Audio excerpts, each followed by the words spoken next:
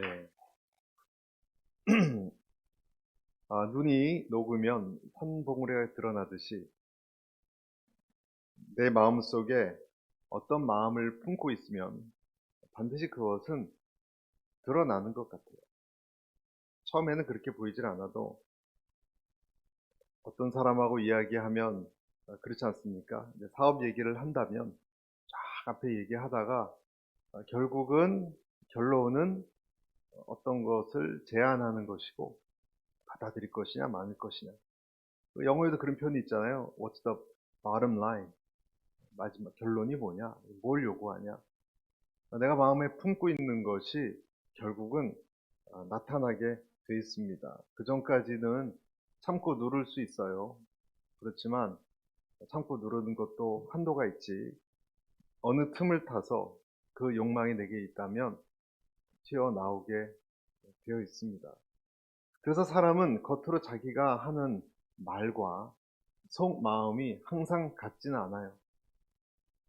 같지 않아요. 사무엘을 만나러 온 이스라엘의 장로들이 그랬습니다. 어떤 불만사항이 생겨서 그것을 가지고 찾아온 거예요. 1절을 같이 한번 보실까요, 여러분? 1절. 제가 먼저 1절 읽을게요. 사무엘은 나이가 들자 자기 아들들을 이스라엘의 사사로 세웠습니다. 2절. 맏아들의 이름은 요엘이고 둘째 아들의 이름은 아비야이다. 그들은 브엘세바에서 사사가 됐습니다. 3절 같이 읽을까요? 3절 시작. 그러나 사무엘의 아들들은 사무엘이 걸었던 길을 가지 않았습니다. 그들은 부당한 이득을 따라 받고 옳지 않은 판결을 내렸습니다. 네, 무슨 얘기입니까? 사무엘이 나이가 들어서 한 가지 실수를 한 것이 있다면 아들들을 사사로 세운 거예요. 사사로. 그랬는데 그 아들들이 오늘 말씀에 보면 사무엘 같지 않았어요. 그래서 여러 가지 실수를 했습니다. 나이가 드니까 사무엘도 안일해져서 그런 것일까? 아비의 발자취를 따르지 않았습니다. 말이 실수지 이들의 아들 속에도 있었던 어떤 것이 이제 나온 거죠. 다시 말해서 패역한 아들이 되었습니다. 이 아들이 일했던 곳은 브엘세바라는 곳인데 이 브엘세바는 이스라엘의 제일 남쪽에 있는 도시의 한 군데인데요.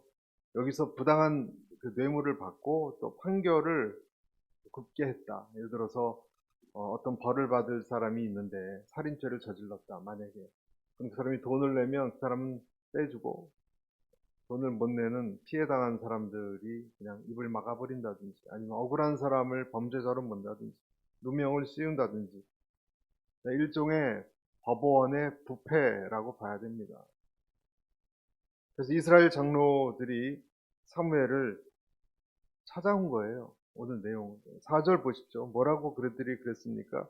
제가 읽겠습니다. 그래서 모든 이스라엘 장로들은 라마에 있는 사무엘을 찾아갔습니다. 그리고 5절에 이렇게 얘기합니다. 5절 같이 읽겠습니다. 시작. 그들이 사무엘에게 말했습니다. 이제 당신은 늙었고 당신 아들들은 당신이 행한 길을 가고 있지 않습니다. 그러니 우리에게 왕을 세워 주셔서 다른 모든 나라처럼 왕이 우리를 다스리게 해 주십시오. 사무엘에게 이들이 두 가지를 얘기했죠. 첫째는 뭐였습니까?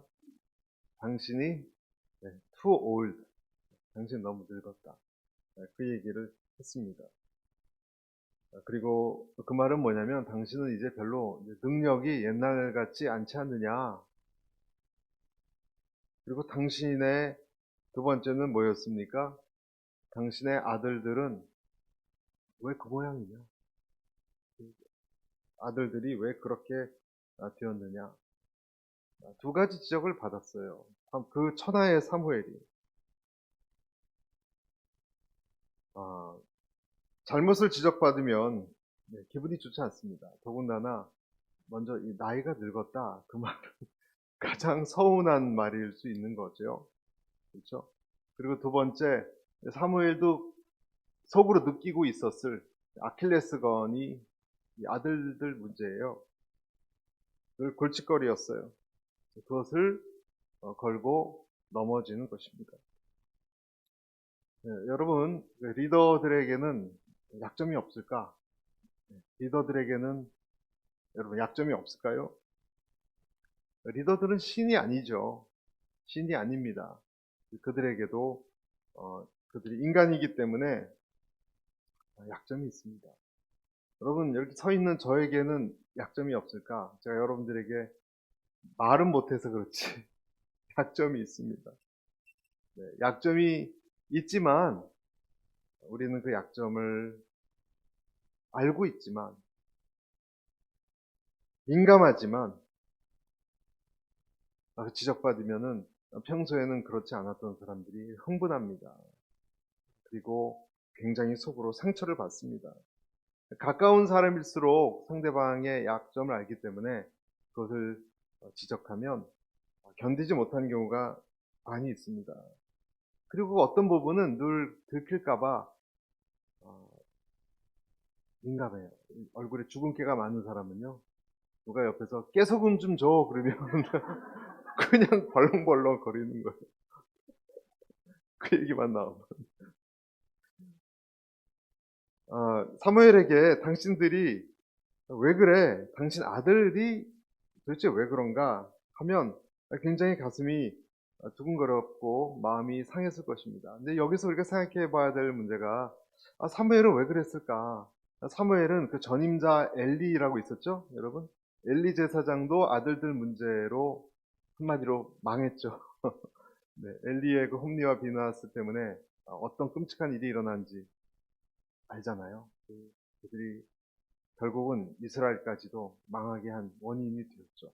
그 엘리도 같은 날 큰 화를 당했고 그 며느리까지 아이도 사살하는 그런 끔찍한 일이 일어났습니다. 그럼 그런 걸 잘 몰랐을 것인가? 이런 생각을 해볼 수 있어요. 엘리가 그러면 변질됐나? 변질됐나? 그런 것 같지는 않아요. 오늘도 보면 사무엘은 여전히 하나님 앞에서 신실한 모습을 갖고 있어요. 변함없는 모습을 갖고 있어요. 그런데 나이는 들었다 쳐도 자식들 문제는 어쩔 수 없는 부분이 있는 것 같아요. 여러분 동의하십니까? 아무리 얘기를 해도 안 되는 것 같아요. 다른 세계에 살고 있는 것 같아요. 다른 세계에 살고 있고 아무리 좋은 가정 환경에 좋은 교육을 시켜도 전혀 그와 정반대의 삶을 살아갈 수 있는 것입니다. 내 몸에서 났지만 다른 세계에 있는, 딴 세상에 있는 사람들 같다, 존재 같다라는 생각을 우리가 할 때가 있지 않습니까? 이 아들들도 처음에는 괜찮아 보였을 것입니다. 괜찮은 아이들이었을 것입니다. 그런데 나이가 들고 사사로서 권세가 커지니까 그 속에 그들 마음속에 있는 욕망이 나와서 휘두르는 거죠. 돈을 받고 판결도 막 하나님 앞에 옳지 않은 길을 택하고 타락해 갔을 것입니다. 그리고 이들에게도 하나님이 손을 대시는 시간표가 있겠죠. 부모가 어찌할 수 없는. 하지만 여기서 오늘 사무엘이 감지한 것은 사무엘이 느낀 거예요. 단순히 이 나이 문제라든지 이 자식 문제만이 아니라는 것을 느꼈어요. 나이 문제와 자식 문제가 아니라는 것을 느꼈어요. 이 장로들의 요구, 더 나아가서 이스라엘 전체 백성의 요구 속에서 자신을 선지자로 바라보았던 어떤 면에서는 하나님과 그 백성 사이의 이 중간 대언자, 대리자 역할 아닙니까? 그 선지자인 사무엘에 대한 어떠한 불신, 어떠한 못마땅한 것이 들기 시작했다는 것을 감지한 거예요. 여러분 생각해 보십시오. 사무엘이 나이가 들었지만 나이가 들면 몸은 쇠약해질 수 있지만 여러분 더 지혜로워질 수 있는 것 아닙니까? 경험이 더 풍부하기 때문에 판결을 더 정확하게 할 수 있는 데이터가 많으니까 그렇게 해도 볼 수 있지 않습니까? 하나님 앞에 더 신실하게 엎드린 종이라면 그를 통해서 하나님의 음성을 더 명확히 들을 수 있는 것 아닙니까? 2배의 존경을 했을 법도 한데 이스라엘 사람들은 사무엘을 천대하기 시작했습니다. 그리고 자식의 문제도 그렇고 엄밀히 사무엘의 문제라고 볼 수 없습니다. 사무엘의 문제라고만은 볼 수 없어요.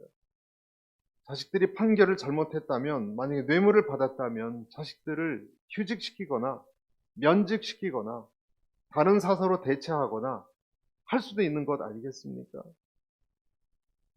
하지만 이 이스라엘 장로들에게는 다른 생각이 있었다는 거예요. 5절의 후반부에 뭐라고 되어 있습니까? 그 다른 생각이 뭐죠? 후반부. 그러니 우리에게 뭘 세워달라고요? 왕을 세워주셔서 다른 모든 나라처럼 왕이 우리를 다스리게 해 주십시오. 이 문제를 해결할 수 있는 방법은 왕을 세우는 것이다. 왕을 세우는 것이다. 다른 나라, 다른 열방처럼 멋진, 강한, 카리스마가 있는, 우리 휘어잡을 수 있는 그런 왕이 세워지는 것이다.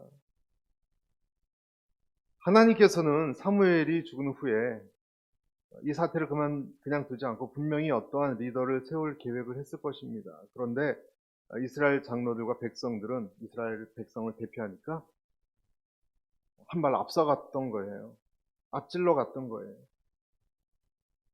여러분, 이들에게는 생각해보면 굉장히 고마운 존재가 사실은 선지자예요.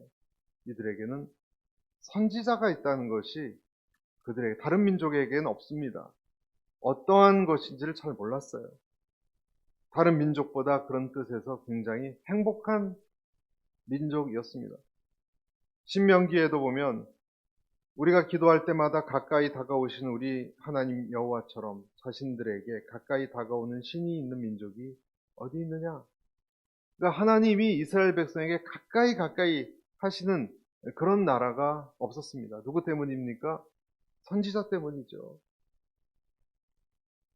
그렇지만 이것을 이스라엘 장로들과 이스라엘 백성은 알지 못해서, 도움이 된다라고 생각하지 못해서 다른 나라처럼 화려한 외모와 권세를 가지고 그들을 다스릴 왕을 얻기를 원했던 거예요. 멋진 자색 옷을 입고 호위병을 그렇게 거느리면서, 신하들을 무수히 거느리면서 위험 있게 다스릴 왕이 자기들이 보기에는 훨씬 더 위대한 지도자였던 것이죠. 그래서 이런 사람을 원했어요. 우리에게 하나님을 섬기고, 그리고 당신 또는 그 이상 지혜롭고 선하고 주님에 따라서 판결을 잘할 수 있는 왕을 달라라고 하지 않았고요. 이방의 나라처럼 멋진 왕을 달라라고 얘기했습니다. 왕을 달라고 해도 이들의 마음이 어디에 있는지 여러분, 속에 있던 이들의 요구가 결국 무엇이었는지 드러나고 있지 않습니까? 그래서 이런 요청을 받았던 사무엘의 마음은 굉장히 찢기는 것 같았을 것입니다. 그렇게 처음에 말씀드렸잖아요. 하나님의 음성을 선포해서 전쟁도 치르고 고생을 해서 여기까지 왔는데, 지난주에 에벤에셀 그 하나님 여기까지 왔다라고 했는데 이렇게 사람들이 변하고 있구나. 그래서 즉석에서 답을 하지 않고 무릎 꿇었습니다. 하나님 앞에. 그러니까 하나님께서 뭐라고 말씀하셨습니까? 7절입니다. 우리 7절 같이 한번 읽어볼까요? 7절 시작. 그러자 여호와께서 그에게 말씀하셨습니다. 백성들이 내게 하는 말을 다 들어주어라. 그들이 너희를 버린 것이 아니라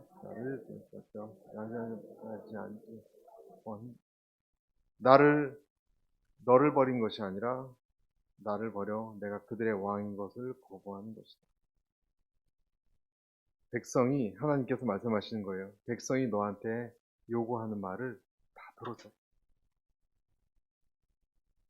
사무엘아, 너 자신이 개인적으로 모욕당한 것으로 여기지도 말라. 그들이 버린 것은 네가 아니다. 네가 나이가 늙었고 자식이 폐역해서 너를 버린 것이 사실은 아니다. 겉으로는 그렇게 얘기할 수는 있어도 그들은 내가 여호와 하나님의 왕이 되기를 원치 않는 것이다. 이건 다시 말해서 네 문제가 아니라 하나님이 말씀하시는 거예요. 내 문제. 그냥 들어주어. 그들은 내가 싫은 것이다. 이게 하나님의 오늘 결론적 말씀이에요. 이렇게 말씀하셨어요. 여러분, 사람들이 그리스도인의 어떤 점을 이용해서 무엇을 주장하거나 주장을 하거나 또는 욕심을 내거나 할 때 그 이면에 있는 의도를 우리 잘 봐야 됩니다. 그들 마음속에 있는 숨어있는 의도는 무엇인가? 그들은 하나님을 멀리하고 싶은 거예요. 우리는 우리 자신도 보면 어떤 것을 핑계 삼아서 여러분 하나님을 멀리하고 싶은 거예요. 코비드 때문에 저는 교회 나올 수 없습니다. 이렇게 얘기합니다. 그런데 어떤 사람은 식당에서 자주 봅니다. 우린 코비드 때문에 영상으로 예배 드리는 것은 그것도 힘듭니다. 그러나 다른 영상물은 잘 봅니다. 눈 나빠져서 저는 TV는 안 봐요. 다른 TV는 잘 봅니다. 나는 몸이 피곤해서 난 주일 봉사가 어렵습니다. 주께 헌신하는 것이 어렵습니다.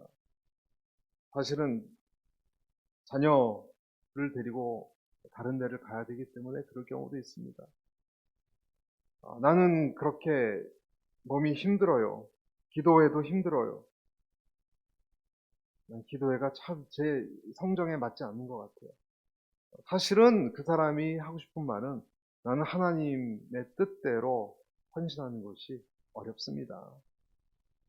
라는 것을 다른 우회적으로 표현하는 것입니다. 하나님이에요.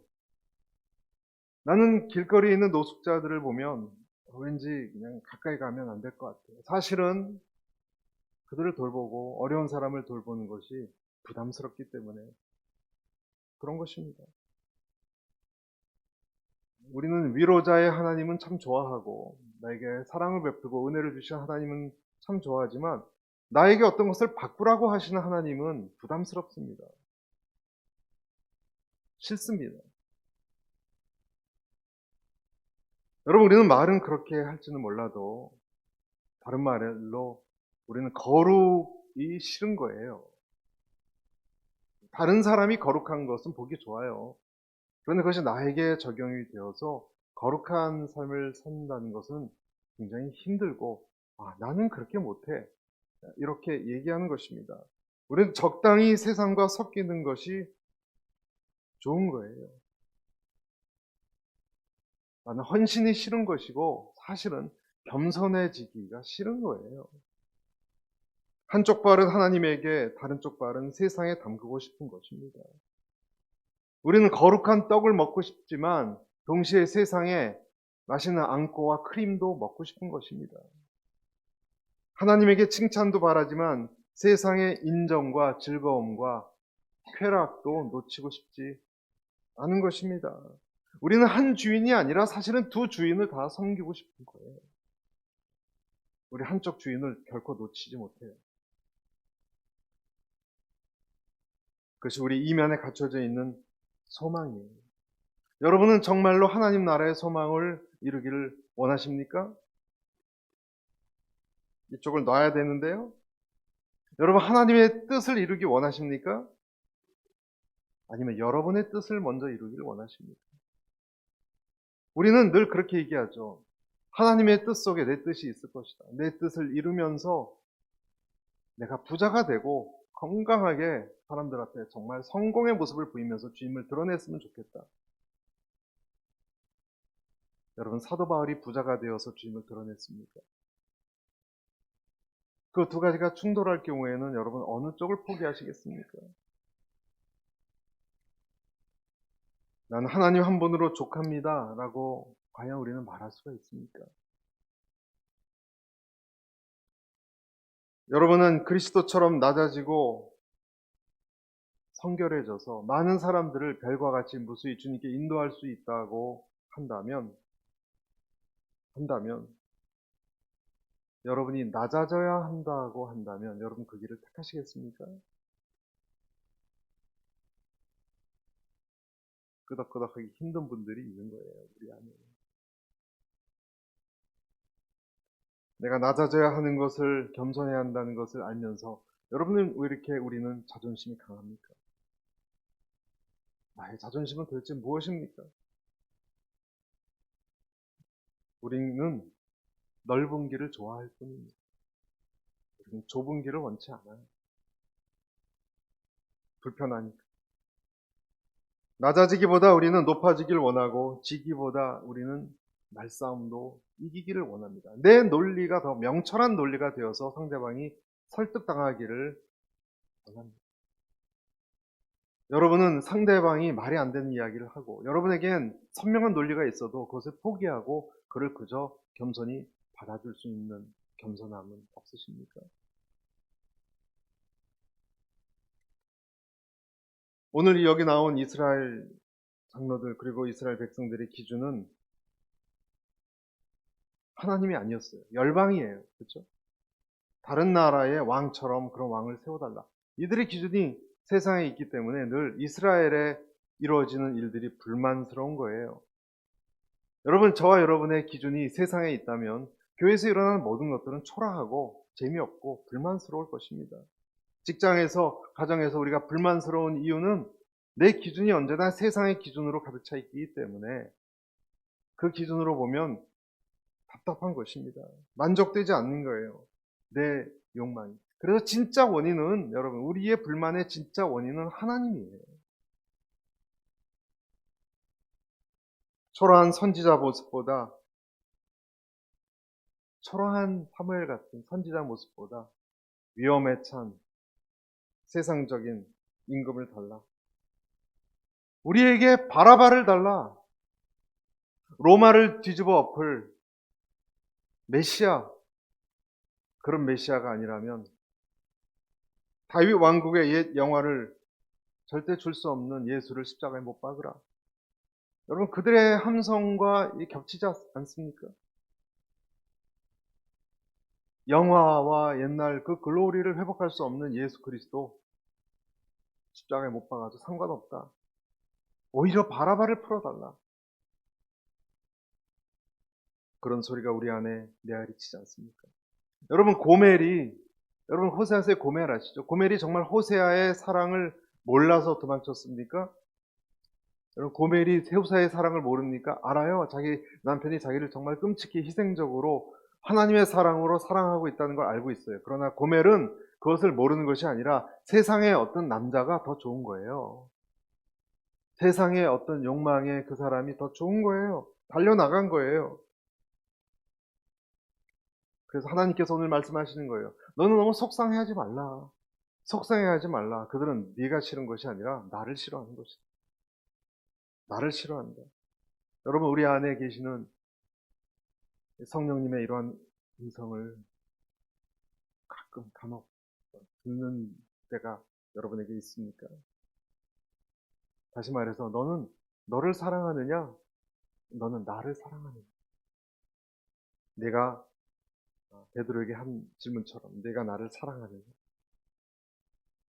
한 번은 제가 정말 설교도 죽을 쓰고 어떤 것도 제 실력이 탄로나서 너무나 창피하고 자존심 상하고 그런 적이 있었어요. 사실은 실력이 들통난 거죠. 뭐 자존심 상할 게 뭐가 있습니까? 그렇죠? 낙심해 있는데 제 속에 있는 어떤 음성이 그런 질문을 하신 것 같아요. 왜 속상해냐? 내 자존심이 그렇게 중요하냐? 나의 이름이 괜찮으면 괜찮은 거 아니야? 내가 영광 받으면 되는 거 아니야? 그런 음성 같은 것이 들려오는 것을 느꼈어요. 내가 칭찬받는 것이 그렇게 중요하냐? 인정받는 것이 중요하냐? 성도들이 너를 그렇게 좋아해 주는 것이 그렇게 중요하냐? 내 이름이 영광 받으면 되는 거 아니야? 그런 음성이 나오니까 그냥 아멘 할렐루야. 하나님이 사무엘에게 안 된다, 왕을 줄 수 없다라고 하지 않고 여러분 오늘 뭐라 그러셨어요? 그들이 원하는 것을 어떻게 해요? 주라 그랬어요. 여러분 오늘 여기서 아주 중요한 한 가지 진리가 있어요. 여러분 오늘 이 진리 꼭 마음에 새기고 또 새기셨으면 좋겠어요. 여러분 이 문장을 잘 들으세요. 하나님은 내 의지에 반하면서까지, 내 의지에 반하면서까지 하나님을 섬기도록 강요하시지 않아요. 잘 들으세요, 여러분. 하나님은 비인격적으로 나를 하나님을 섬기라고 강요하시지 않아요. 하나님 내가 어떤 것을 기어코 원하면은요, 그걸 주세요. 최종 선택은 누가 해요? 여러분이 하시는 거예요. 내가 하는 거예요. 하나님이 해주지 않아요. 하나님이 다 하신다? 아니에요. 여러분, 그러나 이것은 무서운 말이에요. 하나님은 여러분을 사랑하십니다. 하나님 우리를 사랑하십니까? 믿으시죠? 네. 이때는 아멘 하셔도 돼요. 우리를 사랑하십니까? 우리를 위해서 하나님이 계획도 있으시고요. 우리를 인도도 하시고 은혜도 베푸세요. 아멘. 그렇지만 결정은 여러분이 하십니다. 이쪽 길로 갈까? 저쪽 길로 갈까? 우리 산책로에서도 이쪽 길로 들어갈까? 뭐 처음 가본 일로 갈까? 고민하지 않습니까? 결정은 내가 하는 거예요. 내가 하나님의 길을 택하든지 그것이 세상의 길을 택하든지 마찬가지. 하나님은 그냥 그 길을 택하게 내버려둬. 만약 내가 하나님을 섬기고자 하지 않는다면 섬기지 않는 그 길에도 하나님은 그걸 가로막고 강요하지 않으세요. 그분이 또한 우리의 하나님이세요. 하나님의 나라라는 것은 그런 것이 아니에요. 예수님께서 나중에 다시 오셔서 철창으로 우리를 다스릴 때가 옵니다. 강제력에 의해서. 그 나라가 1000년 동안 계속된 나라가 있을 거예요, 분명히. 그러나 그 전까지 하나님 우리를 섬기도록 강요하시지 않으세요. 현재 사람들이 선택한 어떤 수준이 굉장히 낮은 수준이라면 그 낮은 수준을 용납해 주세요. 만약 하나님이 내가 생각하기보다 하나님이 원하시는 그 수준보다 훨씬 낮은 수준을 고집하면 낮은 수준으로 가게 하시고 그들의 수준에 맞춰 주신다는 거예요. 왜냐하면 그들을 너무나 사랑하시기 때문에. 최선을 다해서. 그러나 내가 5층 높이에 가고자 한다면 하나님은 나를 5층 높이로 이끄시고 내가 3층으로 가게 하신다면 3층이나 2층으로 가게 하시고 내가 지하로 죄의 길로 내려가게 원한다면 내 자신이 하나님은 그것도 그 문을 연체로 그냥 두시고 나를 허락해 주십니다. 다만 나를 따라오십니다. 나와 함께 하시는 것은 마찬가지입니다. 여러분 이것이 탕자의 비유입니다. 하나님은 탕자가 멀리 도망가는 것도 허락하셨고 돼지 쥐염 열매 그 우리의 먹지 못할 걸 먹는 그 자리까지도 하나님은 다 허락하셨어요. 그가 선택한 것이기 때문에. 거기까지 뻗어가시는 겁니다. 내 죄 때문에 내가 누구와 싸우고 가지 말아야 될 것을 가고 술 마시고 방탕해도 그래서 내가 그 술집의 어두운 구석에 기절해서 누워있다면 그런 곳 하나님 허락하시겠지만 그곳에도 하나님은 계십니다. 그리고 세미한 음성으로 다가가십니다. 대가는 내가 치러요. 하지만 세미한 음성으로 다가가십니다. 동행은 하셔요. 그러나 가로막지는 못하세요. 하나님 힘이 없어서 그런 것입니까?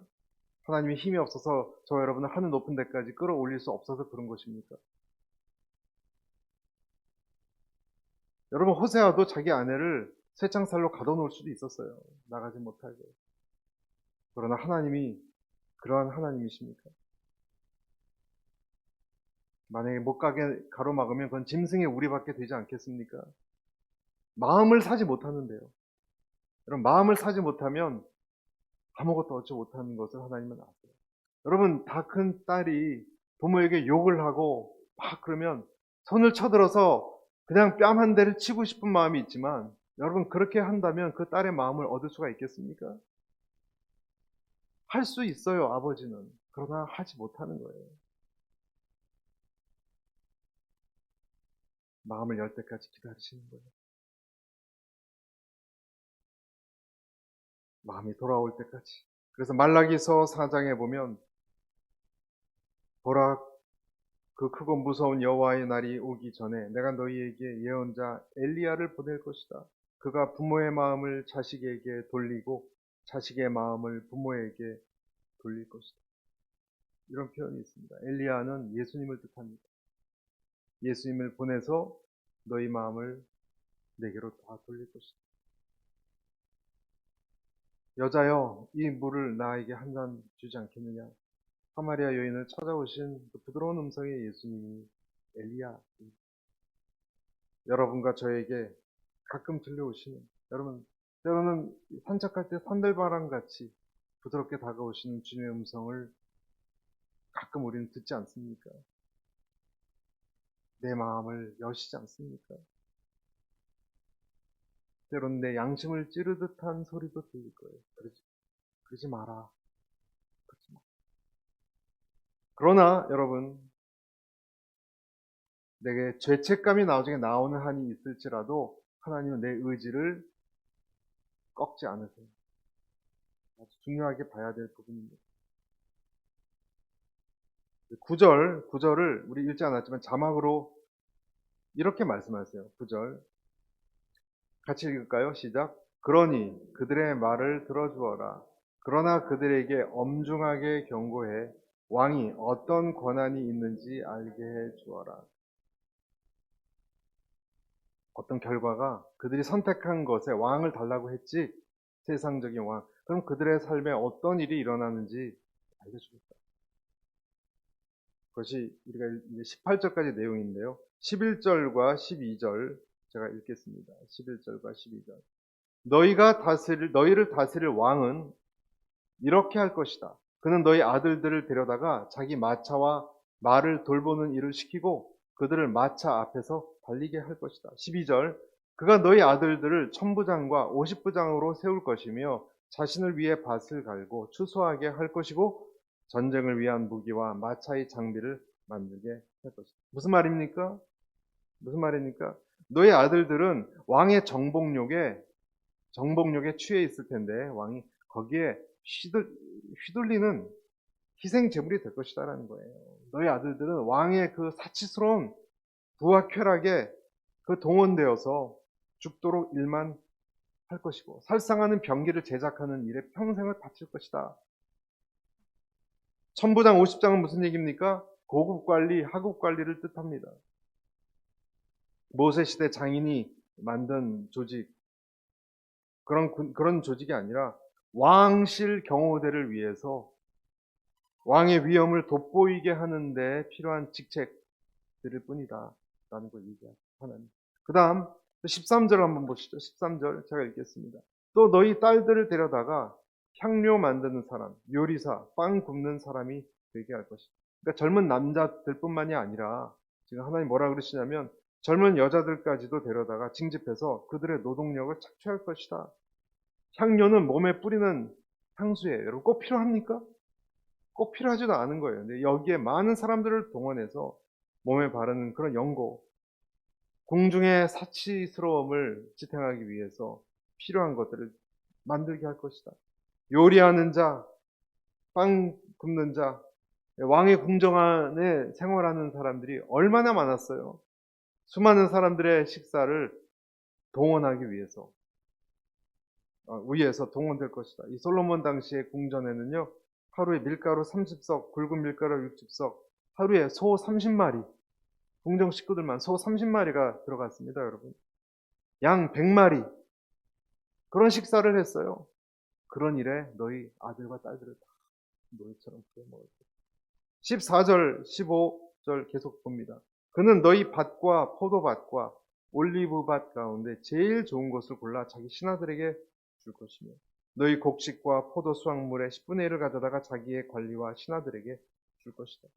16절 너희 남종들과 여종들과 너희 소년들과 나귀들 가운데 가장 좋은 것을 끌어다가 자기 일을 시키고 17절 너희 양들의 10분의 1을 가질 것이며 결국 너희 자신도 그의 노예가 될 것이다. 제일 좋은 거, 토지와 토지의 소산물, 원래 이런 것을 뺏는 것은 율법에, 그러면 안 되는, 율법에는 하나님이 그렇게 하지 말라 그랬어요. 하지만 절대 권력자인데 왕은 율법에도 없는 그 일을 할 것이다. 무시하고 할 것이다. 남종과 여종 중에 베스트, 최고의 인재들은 다 가져갈 것이다. 제일 좋은 음식의 최고의 음식도 다 가져갈 것이다. 11조는 원래 하나님을 섬기는 목적으로 드리기로 되어 있는데 11조 이외에 또 10분의 1을 거둬서, 이때 이런 게 고대 그 다른 지방에서 유행했대요, 여러분. 그러니까 그대로 남의 나라가 하는 것을 그대로 갖고 와서 여기서도 시행할 것이다. 굉장히 큰 부담이 됐을 것입니다. 누구에게 줍니까? 관리와 신하들에게 줄 것이고, 왕이 자기에게 봉사하는, 아첨하는 그 사람들을 위해서 그런 것을 다 나눠서 쓸 것이다. 너희 노비와 양떼의 10분의 1 하나님에게 드려야 되는 건데 하나님에게도 드리고 또 10분의 1을 떼어가지고 세금과 같이, 그래서 절대 군주 속에서 너희는 노예처럼 살게 될 것이다. 18절, 그때가 되면, 우리 같이 한번 읽을까요? 시작. 그때가 되면 너희는 너희가 선택한 그 왕에게서 벗어나게 해달라고 울부짖겠지만 그때는 여호와께서 너희의 말에 응답하지 않을 것이다. 주님이 말씀하시는 거예요. 너희가 좋아해서 뽑은 왕이다. 근데 너희가 왜 나에게 울부짖고 돌이켜달라고 해도 난 듣지 않을 것이다. 왜 요청하느냐? 여러분, 하나님은 자비의 하나님이시고 능력의 하나님이시지만 내가 죄 지은 것에 대해서 뒤치다꺼리 하시는 하나님은 아니세요. 여러분, 우리가 죄를 지으면 저를 용서해 주시죠. 그러나 못을 뽑으면 못 자국은 남아 있습니다. 그 비용은 내가 치르는 것입니다. 카인이 아벨을 화가 나서 죽였지만 다시 회개하면 죽었던 아벨이 살아납니까? 그는 동생 없는 삶을 사는 거예요. 여러분, 우리는 내가 무엇을 원하는지 몰라요. 나는 무엇을 원하는지 깨닫지 못해요. 여러분, 우리는 생선을 달라고 하지만 사실은 뱀을 달라고 기도하고 있지는 않습니까? 우리는 떡이 아니라 돌을 구하고 있지는 않습니까? 나중에 그것이 생선이 아니고 떡이 아니고 그게 아니었구나. 이거 돌이고 뱀이었구나. 그것을 깨닫고 그 돌을 먹어야 하고 그 뱀에게 물리면서 우리는 변해갑니다.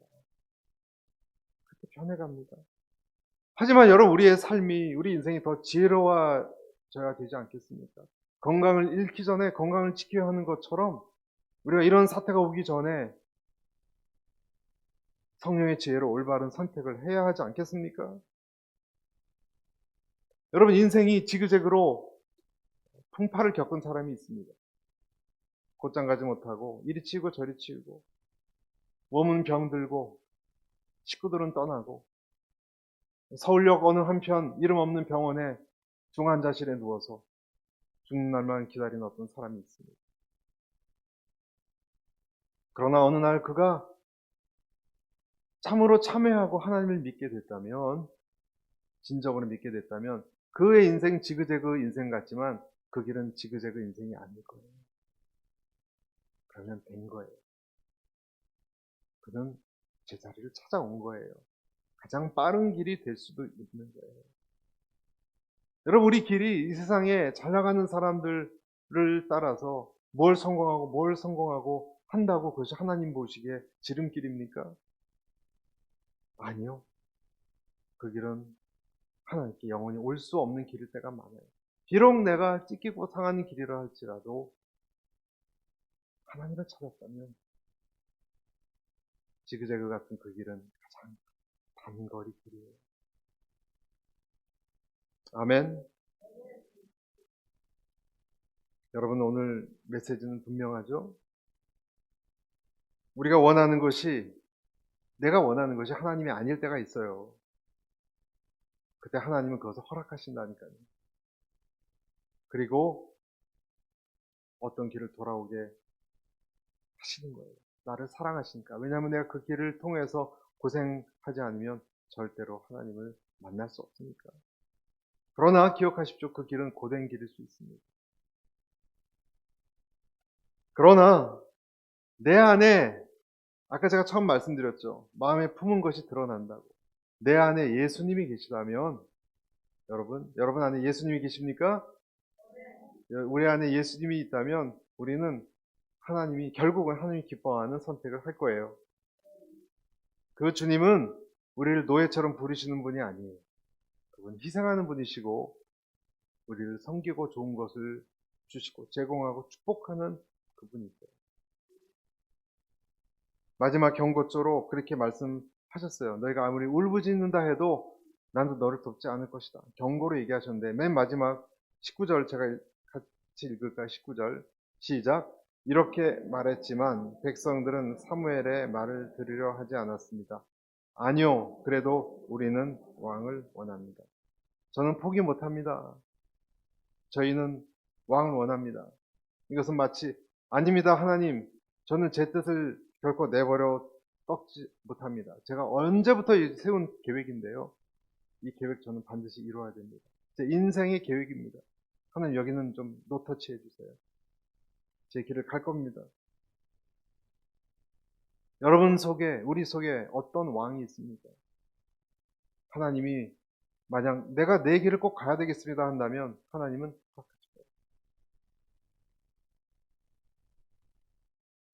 어떤 길을 여러분 택하시겠어요? 오늘 이것이 설교입니다. 주님을 선택하느냐, 하나님을 선택하느냐, 아니면 나의 길을 선택하느냐. 여러분의 선택이